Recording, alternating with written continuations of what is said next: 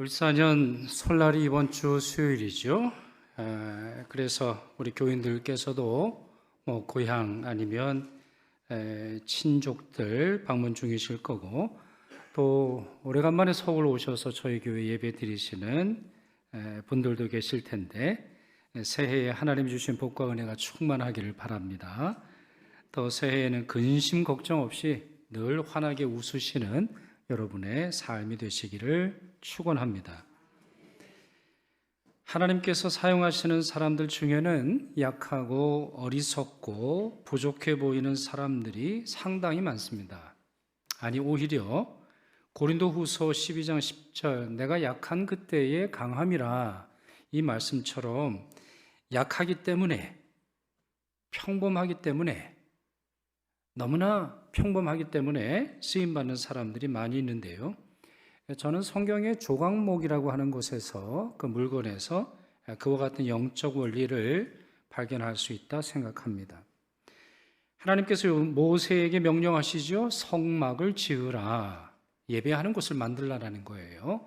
광야를 걸어가는 중이었는데, 그 광야뿐만 아니라 가나안 땅에 들어가서도 이 성막을 통해서 하나님이 임재하시며, 또 임재하시는 하나님 앞에서 예배하도록 그렇게 명령하시죠. 그러시면서 법궤, 번제단, 떡상, 그리고 성막을 지지하는 기둥과 프레임 등등 성막 안에 쓸 물건을 조각목으로 만들어라, 이렇게 명령하십니다. 백향목도 아닙니다. 잣나무도 아니에요. 다른 나무가 아니라 조각목을 써라, 이렇게 말씀을 하셨습니다. 조각목이라고 하는 이 말은 많은 오해를 좀 일으키는데, 한글 성경을 번역할 때 중국 성경의 번역을 차용해서 이렇게 되어 있습니다만, 실제로는 히브리어 시띠나무를 번역한 것이고, 이 시띠나무는 아카시아 나무를 뜻합니다. 아카시아는 척박한 토양에서도 잘 자란다고 하지요. 그래서 예전에 우리 한반도의 산이 민둥산이었을 때 박정희 대통령 시절에는 아카시아 나무를 많이 심으라 장려했습니다. 그래서 옛날에는 참 아카시아 꿀 많았어요. 밤꿀도 많고 아카시아 꿀도 많았는데, 요즘에는 이 아카시아 나무를 많이 베어냈다고 하죠. 왜? 뿌리가 너무 강해서. 그래서 묘지, 우리 무덤 주위에서는 이 아카시아 나무가 있을 때 그 뿌리가 무덤을 훼손한다 그래가지고 많이 베어냈던 그런 기억도 납니다. 그렇습니다.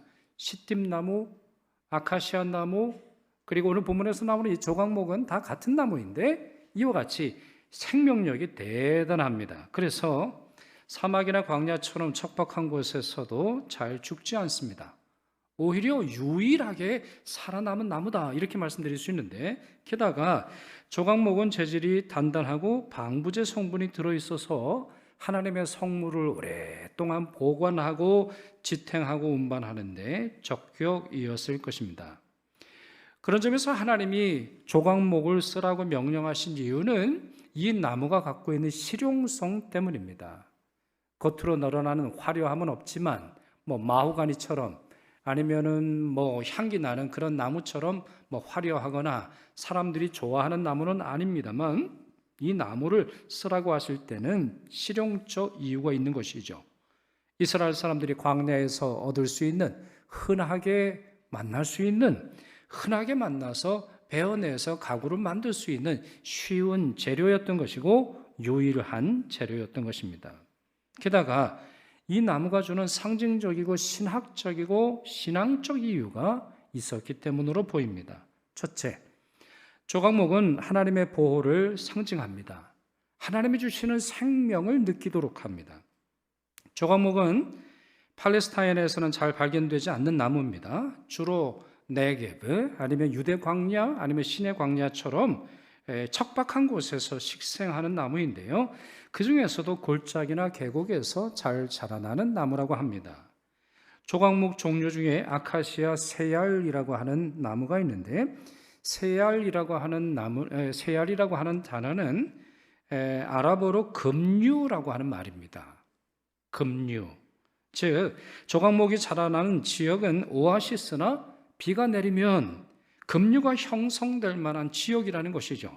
그렇기에 광야를 통과하는 사람들이 조각목을 만났다. 저기 조각목 아카시아 나무가 보인다. 이 말은 광야의 이종표일 뿐만 아니라 물과 그늘을 제공하는 아주 중요한 쉼터가 될 수 있음을 보여주는 것입니다. 이런 특성으로 인해서 구약 성경은 시띠나무 같은 말입니다. 시띠나무, 조각목, 아카시아 세알 다 같은 종류를 의미하는데 이 시띠나무를 하나님의 축복 아니면 이스라엘의 회복을 상징하는 단어로 모습으로 언급합니다. 요엘서 3장 18절 같이 읽겠습니다. 그날의 산들이 단 포도주를 떨어뜨릴 것이며 작은 산들이 젖을 흘릴 것이며 유다 모든 시내가 물을 흘릴 것이며 여호와의 성전에서 샘이 흘러나와서 시딤 골짜기에 되리라 그랬습니다. 시딤 골짜기가 무슨 말이겠어요? 시딤 나무가 많이 있는 골짜기라는 거예요. 그렇습니다. 황폐화된 땅, 아무것도 살 수 없는 산과 작은 산과 들판에 하나님께서는 회복의 은혜를 허락하셔서 거기에 포도주가 흐르게 하시고 거기에 우유가 나게 하시고 거기에 성전에서 흘러나오는 축복의 샘이 흘러가게 될 터인데 그것이 다 어디로 모인다는 거예요? 시딤 골짜기에 모인다는 거예요. 그러니까 시딤 골짜기, 아까 말씀드렸다시피 세얄이라고 하는 것이 사실은 골짜기를 의미하는 것인데 시딤 나무는 회복과 하나님께서 주시는 축복을 상징하는 것이죠. 이사야 말씀도 보시겠어요? 이사야서 41장 19절입니다. 내가 광야에는 백향목과 시딤나무와 화석류와 들감람나무를 심고 사막에는 잣나무와 소나무와 황량목을 함께 두리니 이런 말씀이 나옵니다. 장소가 매우 중요합니다. 광야 그리고 사막, 사람들이 살 수 없는 곳이에요. 자, 그곳에 사람이 살 수 있는 환경으로 만들기 위해서는 뭔가를 심어야 하는데 그 희망의 사인이 어디 있다는 거예요? 이런 나무들이 있다는 거예요. 이런 나무가 있다라고 하는 것은 하나님께서 희망을 우리에게 주신다라고 하는 의미죠. 그런 점에서 조각목으로 성소의 기둥으로 만들어라.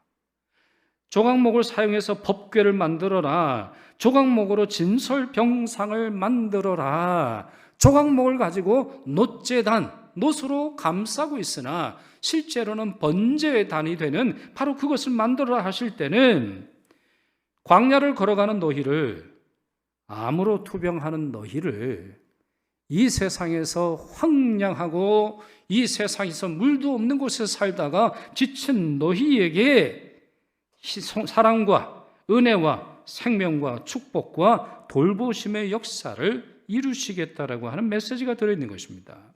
특별히 바로 이 조각목이 예배의 처소를 만들었다고 하는 점에서 굉장히 중요합니다. 그래 만약에 저보고 설교단을 만들라고 하면 설교단, 지금 설교단이 아주 예쁘고 좋고 우리 황칠수 목사님 때로부터 계속 쓰고 있는데 만약에 새롭게 만들려고 하면 저는 이 시딤나무를 사용하고 싶습니다.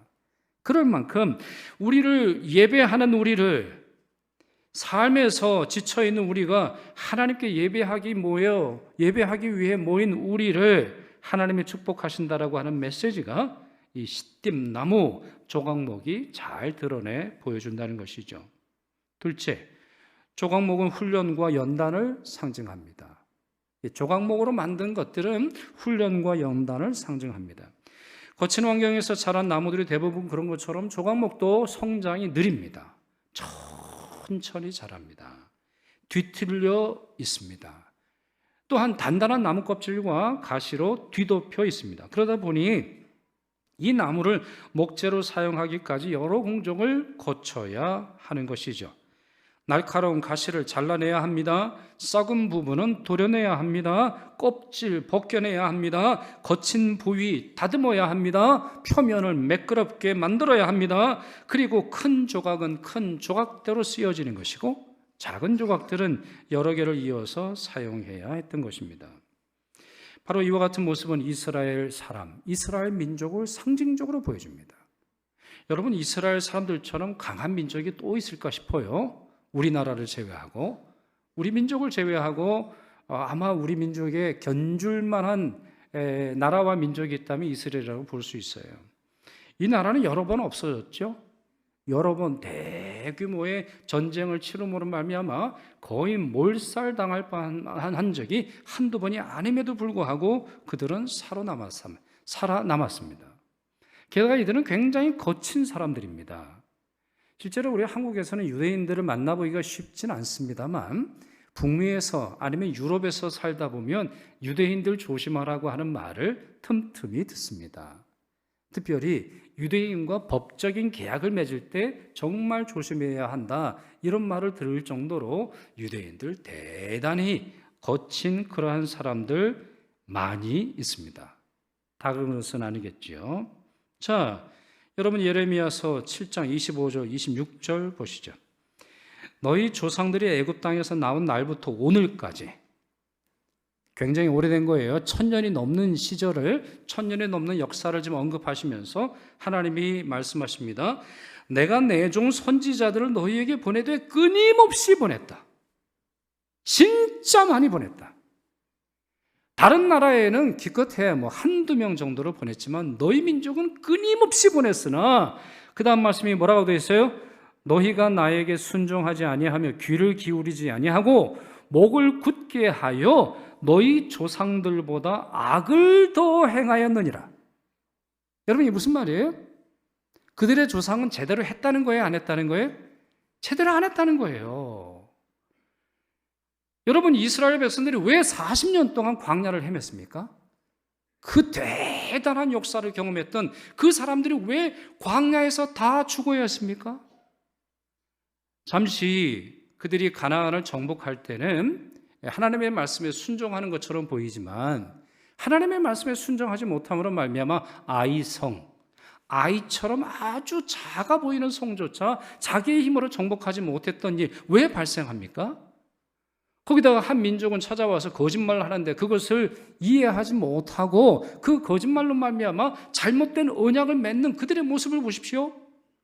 그리고 여호수아가 사라지는 순간 바로 이어서 사사시대, 가장 암울하고 가장 처참하고 가장 하나님께서 분노하시는 시대로 곧장 넘어가는 이유는 어디 있는 겁니까? 그들의 영적인 DNA가 그렇다라는 거예요. 그들이 위대한 민족인 것처럼 보이는 이유는 그들이 대단해서가 아니라 그들을 이끄시는 하나님이 대단해서인데 그들은 이 사실을 망각하는 거예요. 그래 결국에는 이스라엘 전체가 망하고 북이스라엘이 이미 망했고 남유다도 지구상에서 사라질 만한 하나님의 징계를 받게 되는 것이, 그래서 하나님 말씀하시잖아요. 너희가 나에게 순종하지 아니하며 귀를 기울이지 아니하고 한 번도 그런 적이 없다는 거예요. 목을 곧게 하여 너희 조상들보다 악을 더 행하였느니라.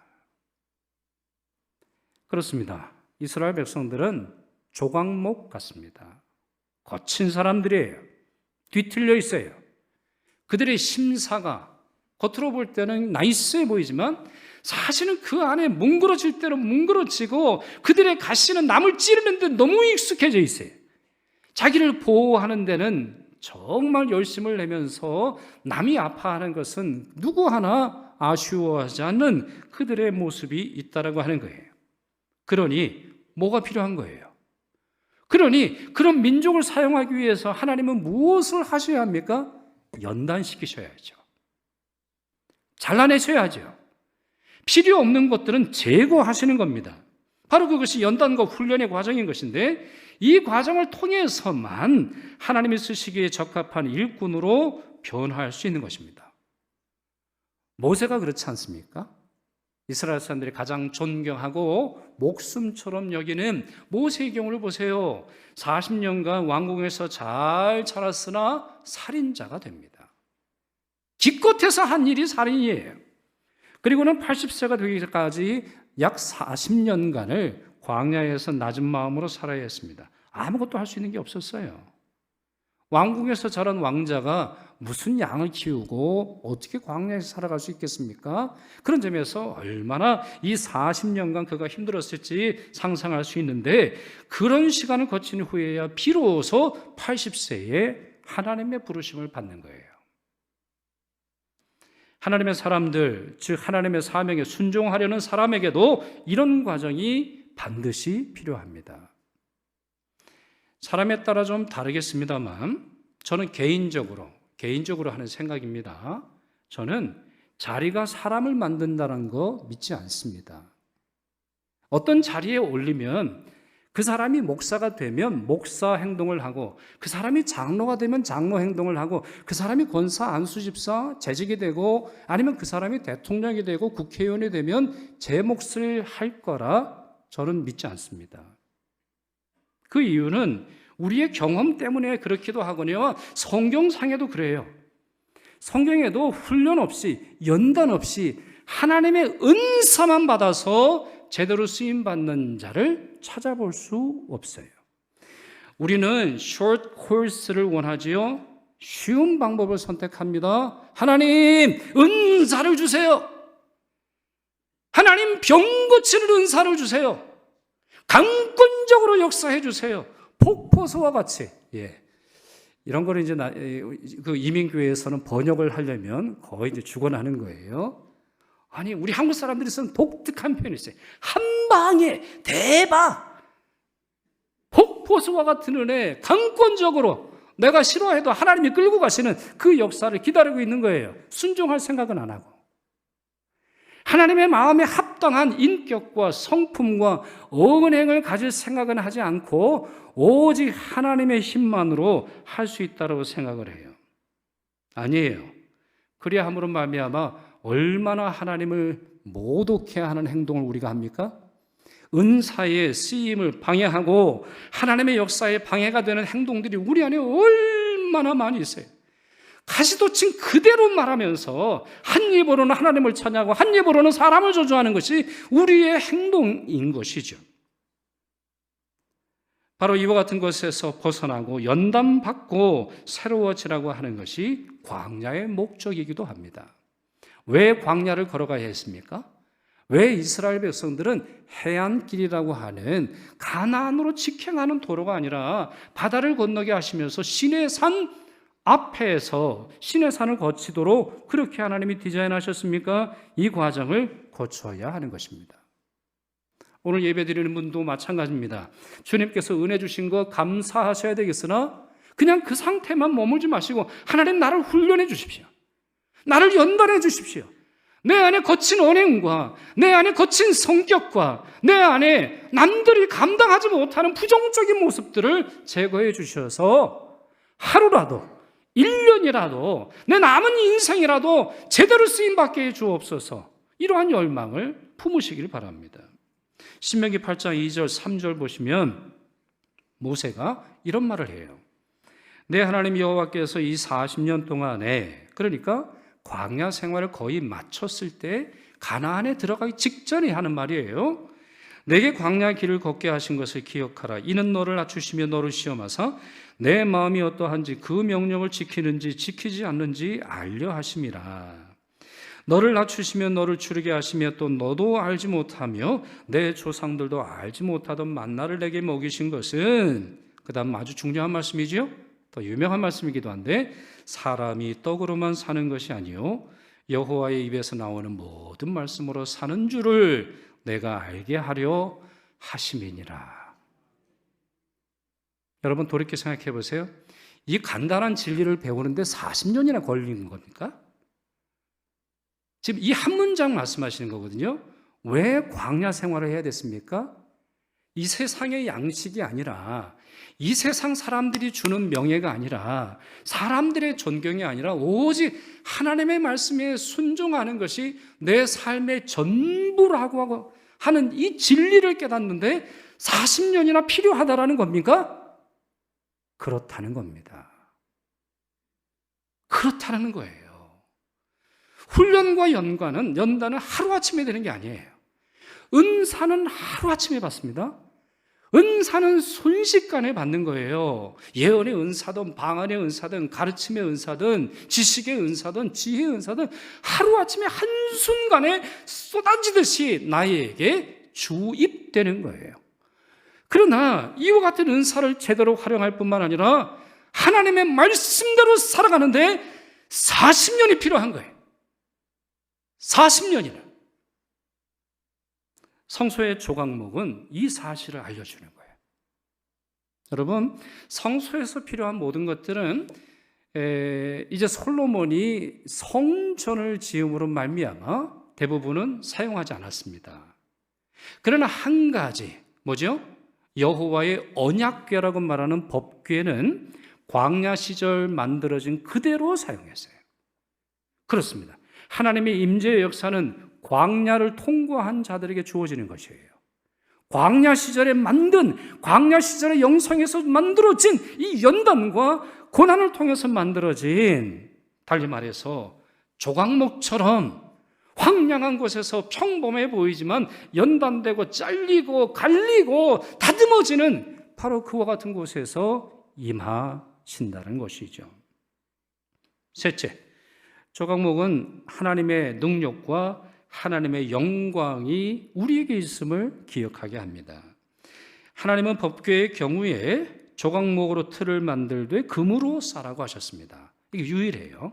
성소에서 조각목으로 만들어진 여러 개가 있는데 두 가지만 금속으로 쌌어요. 하나는 번제단이고 그거는 금으로 싸지 않고 노수로 쌌는데 이 법궤만큼은 금으로 싸라고 하셨습니다. 아마 법궤 안에 이스라엘 사람들에게 가장 중요한 보호물 세 가지가 뭐죠? 십계명 돌판, 하나님의 계명을 의미하지요.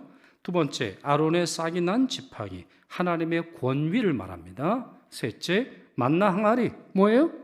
하나님께서 우리에게 양식을 주신다라는 거예요. 이 세 가지, 말씀, 권위, 양식, 이 세 가지가 광야에서 주어진 놀라운 은혜인데 이 세 가지를 보관하기 위해서 법궤를 만들라고 하셨어요.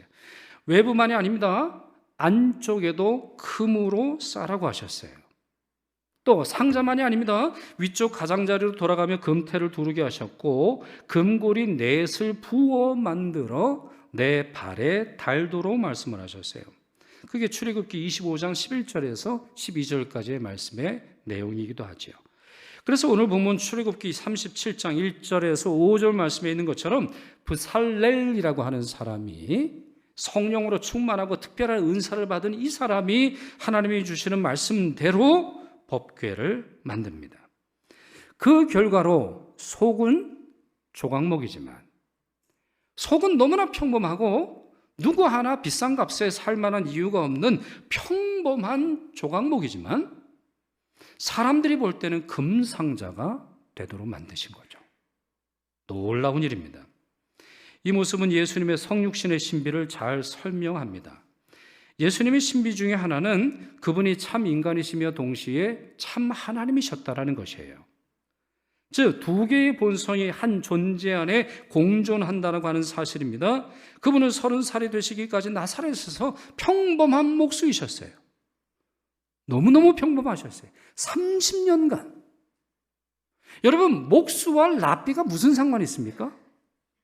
예수님이 3년간 사역을 하셨는데 3년간 사역하시면서 많은 병자들을 고치셨고 많은 사람들을 도와주셨으며 기도하시고 말씀하셨는데 목수가 무슨 상관이 있어요? 우리가 생각할 때는 전혀 매칭이 되지 않고 연결되지 않지만 예수님은 평범한 30년을 사셨어요. 그러나 그분은 하나님과 동일하고 동등한 신성을 가지고 계신 분이세요. 그렇게 바울이 골로새서 2장에서 이렇게 말하지요. 그 안에는, 그 안에, 누구 안에? 예수 그리스도의 안에는 신성의 모든 충만이 육체로 거하시고 너희도 그 안에서 충만하여졌으니 그는 모든 통치자와 권세의 머리시라. 이런 말씀이 나옵니다. 자, 여러분 여기에 9절 말씀 같이 있습니다. 그 안에는 신성의 모든 충만이 육체로 거하시고, 무슨 말이에요? 잘 몰라요. 우리의 이성으로 이걸 설명한다거나, 저도 조직신학을 전공했기 때문에 설명하라면 얼마든지 할 수 있겠습니다. 이거는 신비의 말이에요. 모든 신성이라고 했어요. 그렇죠? 신성의 모든 충만이, 그러니까 단순히 우리에게 나타나신 그리스도가 아니라 지구에 나타나신 그리스도가 아니라 온 우주를 창조하시고 다스리시는 그리스도의 그 놀라운 신성의 충만하심이 어디에 거하세요? 그분의 육체 안에 거하신대. 이거 신비 아니고 무엇입니까? 가시적으로 보여지고 우리와 동일하고 우리처럼 밥을 먹지 않으면 배가 고프시고 우리처럼 슬프면 우시고 우리와 동일한 그 몸 안에 예수 그리스도의 가장 거룩한 신성이 충만히 임하신다라는 거예요. 법궤는 바로 그와 같은 모습을 상징합니다. 평범해 보인 조각이지만 황금을 입히고 하나님의 놀라운 신성이 그 가운데 임하심으로 말미암아 세상 어떤 것과도 비교할 수 없고 바꿀 수 없는 이스라엘의 가장 큰, 가장 중요한 보석이 되는 것이죠. 보물이 되는 것이죠. 뿐만 아니라 이런 법궤의 모습은 하나님의 사명자들의 모습을 잘 보여줍니다. 또한 그들이 모인 교회의 모습을 잘 보여주는데요. 바울은 고린도후서 4장 7절에서 이렇게 설명합니다. 우리가 이 보배를 질그릇에 가졌으니, 보배는 예수 그리스도를 의미합니다. 예수 그리스도의 신성을 의미해요. 성령의 능력을 말합니다. 성부 하나님의 권세를 말아요. 근데 이와 같은 보배를 어디에 가졌어요? 질그릇에 가졌어요. 너무너무나 평범하고 싸구려인 그 질그릇에 가졌다는 거예요. 이는 심히 큰 능력은 하나님께 있고 우리에게 있지 아니함을 알게 하려 함이라. 그렇습니다. 우리는 부족하지만 성령의 역사는 강력합니다. 우리는 연약하지만 그리스도는 강합니다. 우리의 본성은 질그릇이고 우리의 본성은 조각목에 지나지 않지만 그리스도께서 우리 안에 계시고 그리스도께서 그분의 영광과 능력으로 우리의 겉과 속을, 우리의 위와 아래를 감싸 주시기 때문에 우리는 깨끗하고 우리는 아름다워지고 우리는 강력해지고 우리는 거룩해지는 것입니다. 다른 것이 우리를 존귀하게 여기는 것이 아닙니다. 그리스도의 보혈이 우리를 새롭게 하는 것이고 하나님의 권능이 우리를 덮어주심으로 말미암아 우리는 새로운 능력을 얻게 되는 것입니다. 하루는 중국 내륙 선교의 창시자였던 허슨 테일러에게 한 친구가 너 참 대단하다. 너의 선교적인 역량과 선교적인 영향력이 대단하다. 이렇게 칭찬을 했습니다. 그럴 만한도 합니다. 그 전까지 중국의 선교는 해안에서만 이루어졌습니다. 그 시대를 해안 선교 시대 이렇게 부릅니다. 그건 뭐 아프리카도 마찬가지예요. 다른 아시아도 마찬가지입니다. 여러분 왜 홍콩이라든가 상하이라든가 많은 지역, 아니면 한국도 마찬가지죠. 제물포, 부산, 아니면 목포 이와 같은 곳에 선교사들이 들어왔습니까? 왜 그와 같이 해안가에서 해안 지역에서 많은 선교가 일어났습니까? 속으로 들어가기 어려웠던 것이죠. 특별히 중국과도 같은 거대한 땅이 있는 나라에서는 그 안에 무슨 일이 벌어질지 어떻게 알아요? 그러나 이 해안에서만 머물던 선교가 중국 내지 내륙으로 들어가게 된 데는 이 허슨 테일러의 페이스 미션, 오직 믿음으로 감당한다라고 하는 이 믿음의 역사로 말미암아 이루어졌던 것이죠. 결과적으로 선교가 완전히 바뀝니다. 선교의 전략이 바뀌어요. 선교의 지경이 달라지는 역사가 이 허슨 테일러의 노력으로 만들어지니 그가 이런 칭찬을 들을 만하지요. 위대한 사람이라고 칭찬할 만합니다. 그러나 허슨 테일러는 이런 말로 대답을 합니다. 하나님께서 온 세상을 살펴보시어 그분의 일을 할 만큼 약한 사람을 찾으셨고 마침내 저를 찾으셨을 때 그는 충분히 약하다. 그는 할 수 있을 것이라고 말씀하셨습니다. 하나님의 모든 거인들은 약한 사람들이었지만 하나님께서 그들과 함께 계시다는 것을 믿었기 때문에 하나님을 위해 위대한 일을 했습니다. 여러분, 우리도 이렇게 일하고 있습니까? 2025년 이제 1월 마지막 주일인데 하나님께서 여러분에게 주신 사명에 이렇게 감당하고 계십니까? 아니면 세상 사람들이 하는 것처럼 똑같이 교회도 학연, 지연, 혈연, 내 친구, 내가 아는 사람들을 그 사람들이 주는 힘과 능력을 더 의지하고 있습니까? 교회의 영광은 어디 있습니까? 오직 그리스도에게 있는 것이 아닙니까? 교회의 재력과 교회의 교세가 우리를 영화롭게 합니까? 성경 어디에 그런 말이 있습니까? 성경 어디에 그리스도께서 우리를 덮어주시는 능력 외에, 그리스도의 보혈이 우리를 덮어주시는 것 외에, 하나님의 영광과 하나님의 권세와 하나님의 말씀 외에 교회를 교회답게 만드는 것이 어디에 있단 말입니까?